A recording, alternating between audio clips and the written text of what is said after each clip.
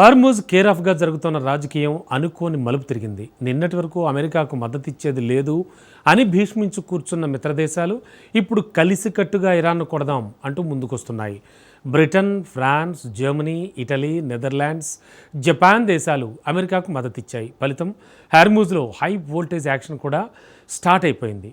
Apache helicopters, A-10 యుద్ధ విమానాలు రంగంలోకి దిగిపోయాయి. కానీ ఈ ఆపరేషన్ రిజల్ట్ ఇస్తుందా అంటే చెప్పడం చాలా కష్టం. ఎందుకంటే హార్మూజ్ జలసంధిలో అడుగుపెట్టడం ఆత్మహత్యతో సమానం. అక్కడ ఇరాన్ ఏర్పాటు చేసిన ఉచ్చులను దాటుకుని బయటపడడం అసాధ్యం. అందుకే ఆ ప్రాంతాన్ని కిల్ జోన్గా పిలుస్తూ ఉంటారు. ఇంతకు హార్మూజ్ కేరాఫ్గా అసలు ఏం జరుగుతోంది? అమెరికాకు మద్దతు ఇచ్చేదే లేదంటూ వచ్చిన కీలక దేశాలు ఎందుకు మనసు మార్చుకున్నాయి? ఈ 6 దేశాలు హార్మూజ్లో అడుగుపెట్టి తప్పు చేస్తున్నాయా? Let's watch.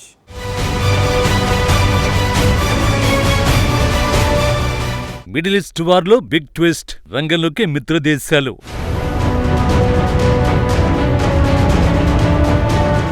హార్ముజ్లో అమెరికాకు మద్దతు, విధ్వంసానికి కౌంట్ డౌన్.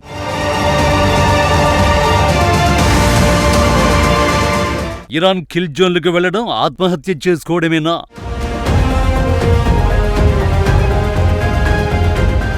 ఇరాన్ ప్రతిదాడులతో ఉక్కిరిబిక్కిరవుతున్న అమెరికాకు బిగ్ రిలీఫ్ ఇచ్చిన స్టేట్మెంట్ ఇది. ఎందుకు రిలీఫ్ అనాల్సి వచ్చిందంటే, ఇటీవల తన మిత్రదేశాలకు ట్రంప్ ఒక విజ్ఞప్తి చేశాడు. ప్రపంచ చమురు రవాణాలో కీలకమైన ఈ జలమార్గాన్ని రక్షించేందుకు అనేక దేశాలు తమతో కలిసి పనిచేయాలని కోరాడు. సుమారు 7 దేశాలను యుద్ధ నౌకలను పంపించాలని కోరినట్లు వెల్లడించాడు. హార్ముజ్ నుంచి భారీగా చమురు దిగుమతి చేసుకునే దేశాలు తమ ప్రయోజనాలను కాపాడుకోవాలి, అందుకే ఆ దేశాలు కూడా యుద్ధ నౌకల్ని పంపి ఈ జలసంధిని రక్షించాలి అని ట్రంప్ అన్నాడు. అమెరికా ఒంటరిగా ఈ బాధ్యతను తీసుకోవాల్సిన అవసరం లేదని కూడా స్పష్టం చేశాడు. చైనా, ఫ్రాన్స్, జపాన్, దక్షిణ కొరియా, బ్రిటన్ వంటి దేశాలు ఈ ప్రాంత భద్రతలో భాగస్వామ్యం కావాలని కోరాడు. చైనాకు అవసరమైన చమురులో దాదాపు 90% ఈ జలసంధి మార్గం ద్వారానే వస్తుందని పేర్కొన్నాడు. అమెరికాకు ఈ మార్గంపై పెద్దగా ఆధారపడాల్సిన అవసరం లేదని చెప్పుకొచ్చాడు. కానీ ట్రంప్ ప్రకటనను బ్రిటన్ సహా ఏ దేశమూ పట్టించుకోలేదు. పలు దేశాలు ఓపెన్ గానే హార్ముజ్లో అడుగు పెట్టేది లేదని చెప్పేశాయి. దీంతో కిల్ జోన్ గా పిలిచే హార్ముజ్లో ఒంటరిగా ఇరాన్తో పోరాడలేక అగ్రరాజ్యం ఉక్కిరిబిక్కిరైంది. సరిగా ఇలాంటి పరిస్థితుల్లోనే అమెరికా మిత్రదేశాలు తమ నిర్ణయం మార్చుకున్నాయి. అమెరికాకు మద్దతుగా రంగంలోకి దిగుతామని ప్రకటించాయి. ఆ మేరకు విడుదల చేసిన జాయింట్ స్టేట్మెంటే ఇది.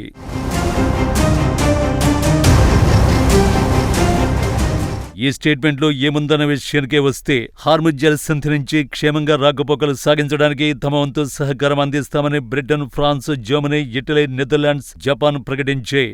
ఈ విషయంలో సాయం అందించడానికి సిద్ధంగా ఉన్నట్లు వెల్లడించాయి. ఈ సందర్భంగా హార్ముజ్లో నౌకలపై ఇరాన్ సైన్యం చేసిన దాడుల్ని తీవ్రంగా ఖండిస్తున్నట్లు పేర్కొన్నాయి. పశ్చిమాసియాలో యుద్ధం, హార్ముజ్లో నౌకల రాకపోకలపై ఆంక్షల నేపథ్యంలో ఇంధన మార్కెట్లు స్థిరంగా కొనసాగేందుకు చర్యలు చేపట్టబోతున్నట్టు స్పష్టం చేశాయి.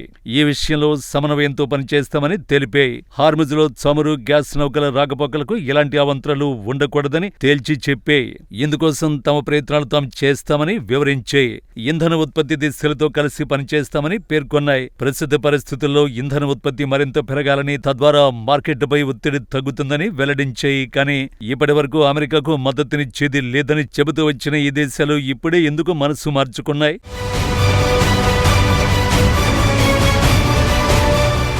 అమెరికా కూటమిలో చేరితే ఇరాన్తో నేరుగా ఘర్షణకు దిగినట్లవుతుందని, అది తీవ్ర యుద్ధానికి దారితీయొచ్చని ఆ దేశాలు భయపడ్డాయి. అమెరికా అణు ఒప్పందం నుండి తప్పుకున్నప్పటికీ యూరోప్ దేశాలు ఇరాన్తో దౌత్య సంబంధాలను కొనసాగించాలని భావించాయి. సైనిక చర్య ద్వారా ఇరాన్ను మరింత రెచ్చగొట్టడం వాటికి ఇష్టం లేదు. అమెరికా గొడుగు కింద ఉండడం కంటే తమ సొంత భద్రతా వ్యూహాలను అమలు చేయాలని ఆ దేశాలు అనుకున్నాయి. కానీ యుద్ధం తీవ్ర రూపు దాల్చడంతో ఆ దేశాల మనసు మార్చుకోక తప్పలేదు. గల్ఫ్ ప్రాంతంలో చమురు ట్యాంకర్లపై దాడులు పెరగడం, నౌకలను ఇరాన్ స్వాధీనం చేసుకోవడం వంటి చర్యలు పెరిగాయి. ప్రపంచ చమురు సరఫరాలో దాదాపు 20% ఈ జలసంధి నుండే వెళుతుంది. కాబట్టి దీన్ని నిర్లక్ష్యం చేయడం ఆర్థికంగా ప్రమాదకరమని అవి గుర్తించాయి. హిందూ మహాసముద్రం, గల్ఫ్ ప్రాంతంలో చైనా, రష్యా ప్రభావం పెరుగుతుండటంతో మిత్రదేశాల అమెరికాతో కలిసి పనిచేయడం అనివార్యంగా మారింది. ఇది ఇరాన్పై దాడి చేయడానికి కాకుండా కేవలం నౌకాయాన స్వేచ్ఛను కాపాడడానికేనని అమెరికా హామీ ఇవ్వడం వల్ల కొన్ని దేశాలు ముందుకొచ్చాయి. అందుకే అమెరికాకు మద్దతుగా రంగంలోకి దిగబోతున్నట్టు తెలిపాయి. కానీ ఈ మద్దతు ఇరాన్పై యుద్ధానికి కాదు, కేవలం హార్ముజ్ రక్షణకు మాత్రమే. మిత్రదేశాల మద్దతుతో హార్ముజ్లో ఇప్పుడు ఏం జరగబోతోంది?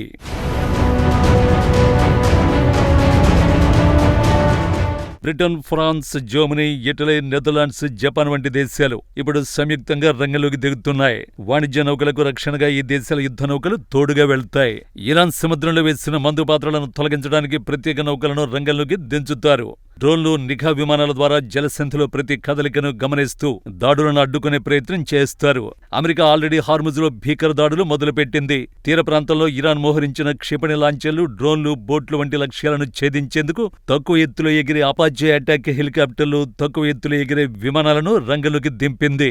ఇరాన్ సీమైన్స్, బోట్స్, మిసైళ్ల నుంచి ఎదురయ్యే ప్రమాదాలను అరికట్టేందుకు ఈ ఆపరేషన్ ప్రారంభించారు. ఈ ప్రాంతాన్ని దిగ్బంధిస్తూ ఇరాన్ ఏర్పాటు చేసిన ఉచ్చుల్ని పూర్తిగా తొలగించడానికి వారానికి పైగా సమయం పడుతుందని అధికారులు చెబుతున్నారు. భారీ ఆయుధాలతో A-10 యుద్ధ విమానాలకు తోడు అపాచే అటాక్ హెలికాప్టర్లు కూడా పంపింది. ఇవి హార్ముజ్ జలసంధిపై అతి తక్కువ ఎత్తులో ఎగురుతూ శత్రు లక్ష్యాలను మట్టుబెడుతున్నాయి. A-10 యుద్ధ విమానాలు దక్షిణ తీర ప్రాంతాల్లోని ఇరాన్ ఫాస్ట్ అటాక్ క్రాఫ్ట్లను లక్ష్యంగా చేసుకున్నట్టు వెల్లడించారు.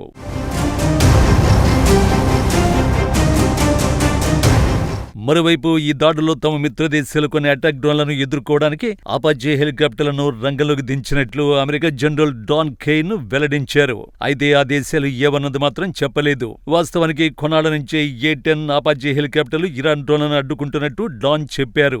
వీటికి అండగా ఇప్పటికే ఆ ప్రాంతంలో యుద్ధ విమానాలు కూడా పనిచేస్తున్నాయన్నారు. అమెరికా A-10 విమానాలను పదాతి దళాలకు క్లోజ్ ఎయిర్ సపోర్ట్ మిషన్ల కోసం నిర్మించారు.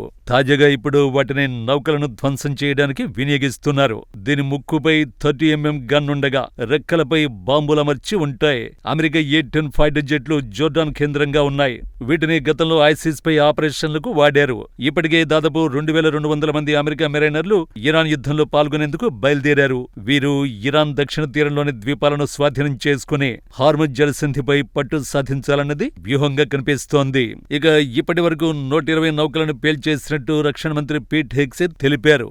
ఇదంతా ఓకే, కానీ కిల్ జోన్గా పిలిచే హార్ముజ్లో అమెరికా దాని మిత్రదేశాలు లక్ష్యాన్ని చేరుకోగలవా అన్నదే అసలు ప్రశ్న.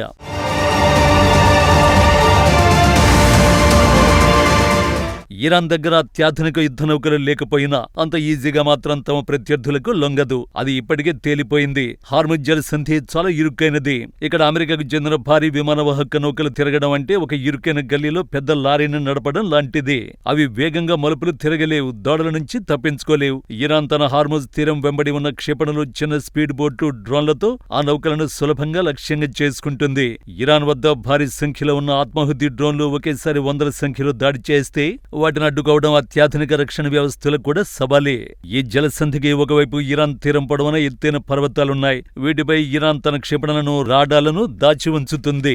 శత్రువు రాకను వారు కొండలపై నుండి స్పష్టంగా చూడగలరు. అందుకే సైనిక నిపుణులు అంటుంటారు, హార్ముజ్ జలసంధిలోకి అడుగు పెట్టడం సులభం, కానీ ప్రాణాలతో బయటపడడం సవాల్.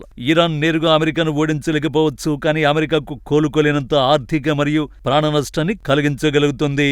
ఈ భయం వల్లే అమెరికా దాని మిత్రదేశాలు కూడా హార్ముజ్లో అడుగు పెట్టడానికి ఆలోచించే చివరకు తప్పక పని చేస్తున్నాయి.